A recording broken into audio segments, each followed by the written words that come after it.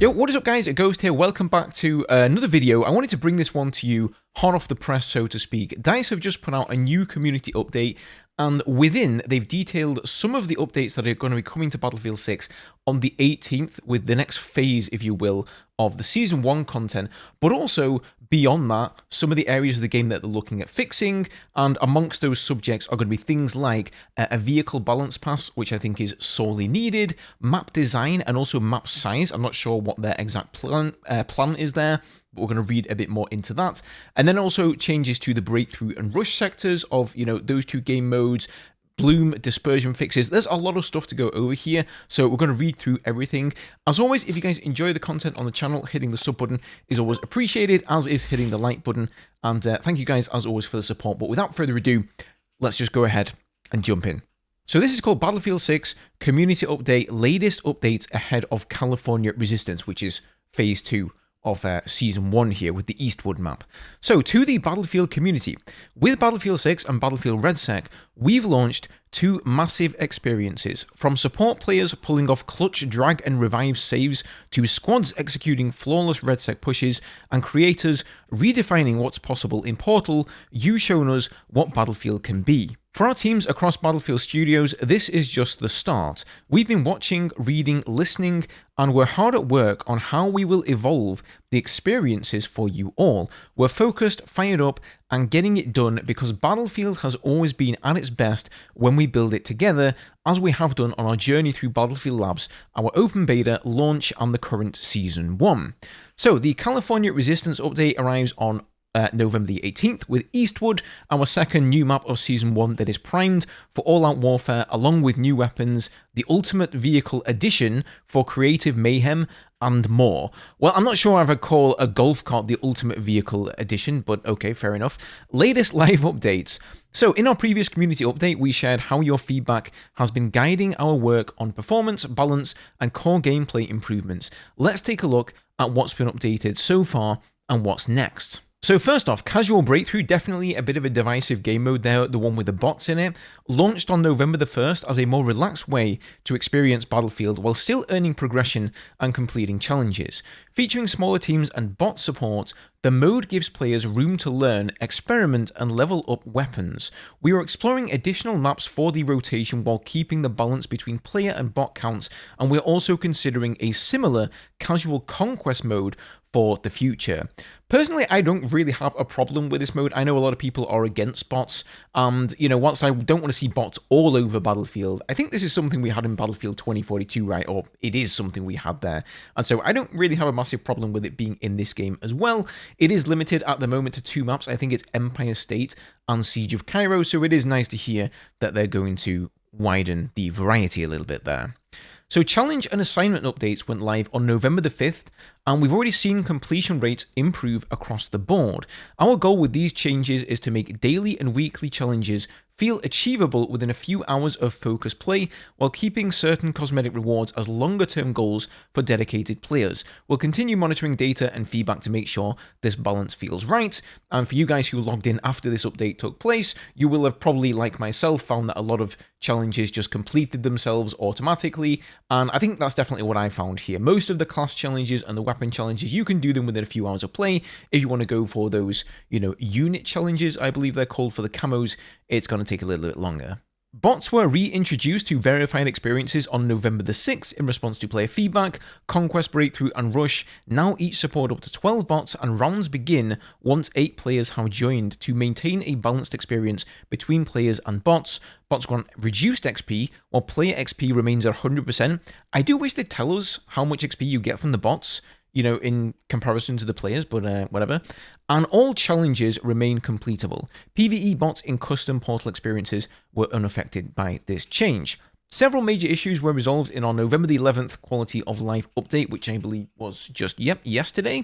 We addressed a behavior that allowed players to reach unintended areas by striking a recon drone with a sledgehammer, and lock-guided missiles now respond correctly to enemy countermeasures such as flares. We also fixed issues that caused weapon dispersion to behave incorrectly when transitioning from sprinting to aiming down sights, or when scaling with movement speed.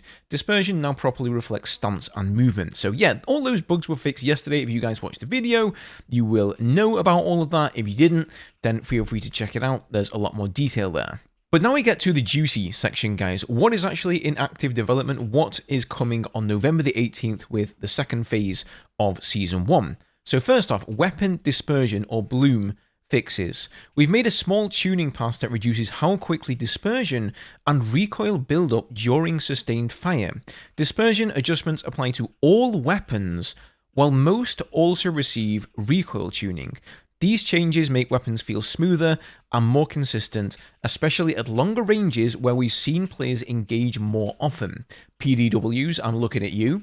We'll continue to monitor these updates and refine them based on gameplay data and community feedback. So I kind of intrigued to see what they do. Like, are they going to nerf PDWs? Are they going to increase the bloom there and the dispersion? Because I guess if you think about it in terms of realism, which I know isn't always a great argument for a Battlefield game, PDWs fire basically pistol rounds, right? They don't have much of an explosive charge, and so I suppose it sort of makes sense that they wouldn't have, like, insane bloom on them. Whereas, you know, ARs, on the other hand, they have longer barrels, whilst they do have, you know, higher caliber rounds in there.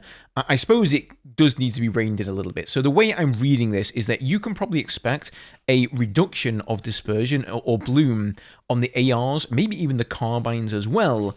I think the PDWs are mostly going to go unchanged in that department, but they'll probably have more recoil on them. But we'll see how that plays out.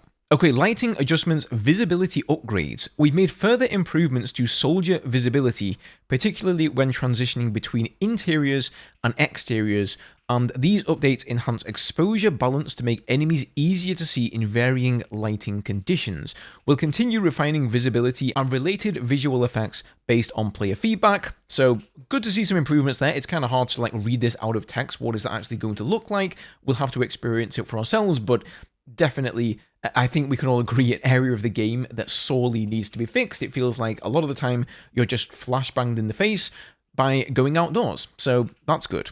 Challenge clarity updates. We've refined challenge descriptions and tracking to make your progress easier to understand and follow. Okay, Fort Linden in Portal. More segments of Fort Linden will be available in Portal for creating community experiences. So some of you may be familiar with that. There's already a couple of areas from the Battle Royale. There is the Golf Clubhouse, and one of the buildings, the name escapes me right now. I've done a video on this, and somebody's already made a couple of really fantastic Conquest maps on there via Portal, and great to hear that they're going to be releasing more areas there of the BR map, because I do think the Battle Royale map, even if you don't like the game mode, it's a pretty nice map. Okay, aim assist adjustments. We've adjusted aim assist to make aiming feel smoother and more predictable, helping players build stronger muscle memory. Tuning is now similar to the open beta experience. As a result, infantry aim assist and infantry aim assist slowdown have been reset to match the new values, so try the update before making changes. Note, infantry aim assist zoom snap settings are only active in single player and Portal experiences and not in multiplayer. So I'm probably not the best person to comment on this because I've never, I don't think in my life, played a Battlefield game on a controller before, but I'm sure a lot of you guys do, so feel free to comment on this. Do these sound like good changes to you or not? Interesting that the aim assist zoom snap settings here are only available in single player and Portal. Like, were those previously available in multiplayer and now they're removing them from multiplayer? I'm not exactly sure, but maybe you guys can let me know below. And then next, we've got the third phase of Season 1, which is called Winter Offensive, and these are some of the updates that are going to be targeting that patch there on December the 9th. So in addition to the new limited time event and new melee weapon, here's a quick peek at a few of the other updates that are in progress for Winter Offensive. So Vehicle Balance Pass, finally! We've made an initial tuning pass to smooth out some of the biggest balance outliers between vehicles, expect more consistent vehicle combat across the board. Okay, pretty vague there, but it's fair to say that the vehicle gameplay in Battlefield 6 is very glass cannon-y, let's say. You know, I think it feels like much of the time you don't really get an opportunity to fire back, especially with stuff like the cannons on the attack jet or the fighter jet. They absolutely shred other jets. They shred helicopters, attack helis, and transports alike, so very intrigued to see what they do with that there. Then we've got Breakthrough mode adjustments. Several maps in Breakthrough have been updated to improve balance and flow. For example, Sector 1 in Mirak Valley now has fewer available vehicles and adjusted capture zones to help attackers make better progress. So hopefully those are going to be good changes. Again, I think the proof is in the pudding. We'll just have to wait and see.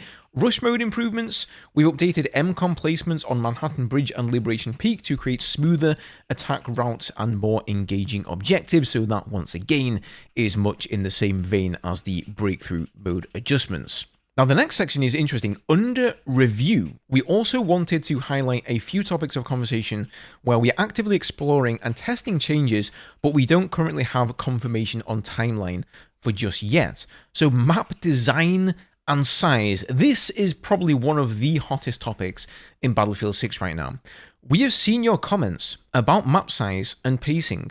Battlefield is at its best when maps offer different ways to play and constant action around every corner. Striking that balance is always a priority, and we are committed to a variety of map types across future seasons. With Eastwood arriving in the California Resistance update, we will continue monitoring existing maps and modes for targeted adjustments, like what's planned in Winter Offensive, while also learning from community creations in Portal. Okay, so this is pretty much what I expected from them. They're not going to come in and, you know, completely overhaul like every map in the game and redo them, but much like they're doing for the rush improvements here and breakthrough, they may tweak a few things, maybe the outer bounds of the map, maybe the flight ceiling for the air vehicles and stuff like that, but it sounds like they are listening to the feedback when it comes to future seasons in the game. So that is something.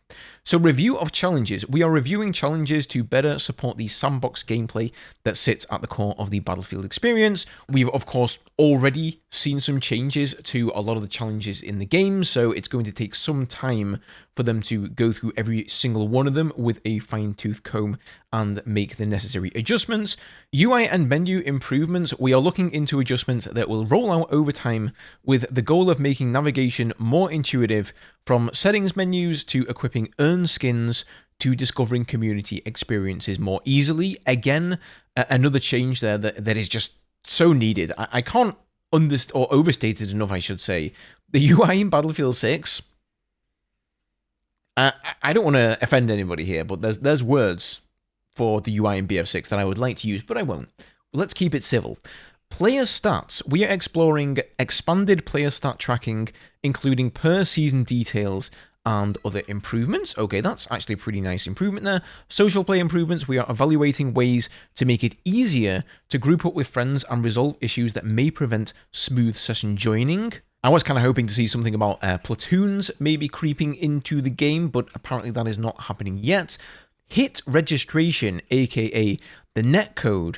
This is another hot topic. We are investigating improvements to hit reg. This work is closely tied to potential updates around time to death and time to kill consistency, as well as bugs such as sometimes dying when behind cover. Yes, this happens a lot in Battlefield 6, and I think that really needs to be looked into and prioritized. Vehicle ecosystem. We are reviewing the overall vehicle experience to ensure balanced combat across all-out warfare modes and map types. Okay, pretty cool. Interesting stuff there. So, moving on to RedSec, audio performance. We have identified performance and memory issues that can occasionally cause sounds such as footsteps or vehicles to not play consistently on larger BR maps. Optimization work is underway. I would say that the footstep issue is kind of just an issue in the game in general. I think they're not loud enough. They need to crank it up, man. Like, most of the time I hear footsteps, I'm already dead by the time I hear them. So what's the point really then? Battle Royale solo mode. We are reviewing solo mode pacing and difficulty. Playing without a squad can feel punishing, and we want solo to remain a rewarding Battlefield experience. Okay, that is nice because, you know, I'm somebody who doesn't really ever play the BR mode, and most of the reason is because I don't have a squad to play with. I'm just kind of like a solo player. I hop on whenever I want. I play a few rounds, and this right here is kind of the reason that I don't really play the BR, so if that improves, maybe I'll do a bit more of that. Casual Battle Royale mode. We are investigating the potential for a more accessible BR mode that keeps the core intensity but allows for a relaxed playstyle. I thought they already had one of these and it was with bots in there, but I guess they're talking about a botless version of that. Then we've got armor plating. We are reviewing the current action time and availability for armor plating. It provides meaningful tactical choices, and we want to approach any changes carefully to maintain balance. And then tank availability. We are exploring possible adjustments to tank frequency and placement within Battle Royale matches. So I would assume that is probably going to be a reduction there rather than an increase. Now, I'm going to scroll down a little bit here through these community highlights, which are basically some heartfelt experiences from various users that they've shared in the Discord. All very nice, but you guys want to hear about what's actually going on here. And this section is kind of interesting. And to all of you sharing your favorite in-game moments and Portal experiences, we can assure you they are making rounds across the offices and are a non-stop highlight of our day. So there's a work in progress Grand Bazaar by Meldrada in Portal. I've already covered that one before. Climb your way to the top against another team through Chaos Mayhem. First team to reach the top wins Chaos Climb. I think we've all played that one. That's actually been featured in-game. So here is the code if you guys want to play it. Of course, there's also a zombie horde survival experience on a randomly generated maze map. Play Zombie Maze today using the in-game experience code. Here you are. So if you guys want to play those two, go for it. What I would like to see DICE do, though, is actually feature some of these cool maps that people have been creating. So the ones I was talking about earlier on the Clubhouse, the Battle Royale map, and the other building as well, where the name escapes me. Those two maps that this guy made, a great couple of conquest maps on. Why are they not featuring that? We've got No Shore Canals in there. We've got Zeba Tower in the game right now. Why aren't they making an interesting playlist with all of these Portal maps with, verified full experiences, full XP and all of that people can play on? Because I think without DICE's support, very few people are going to go into the browser themselves and find these things.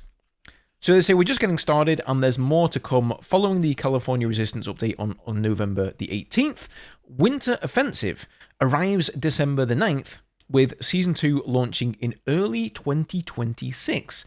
Thank you for continuing to shape the future of Battlefield with us. We'll see you on the Battlefield team. So, first of all, let me just say I really appreciate the transparency from the Battlefield team here, from EA and from all of the Battlefield studios. It's just nice that they're cluing us in a little bit and saying, hey, we hear you, we see the feedback around the map design, around the bloom, the visibility, vehicle balance, all the things that we covered in the video today. It's just nice that they say, we hear you guys, and we're working on it. I think that puts people at ease a little bit. Whether all of these changes are going to be grand enough in scheme, like are they actually going to deliver on what we want to see from the game? I guess that's just something we're going to have to wait and see. I would say with like map design and size, probably not, because like I said, they can't go and change everything. And that is one of the biggest points of critique I would say about Battlefield 6 right now. But who knows, maybe in the future they're going to surprise us and release some truly massive Battlefield 6 maps. So, as always guys, if you enjoyed the video, don't forget to leave a like, subscribe to stay up to date with everything. Leave me your comments, of course, down below. Have a good one, and I will see you all in the next video.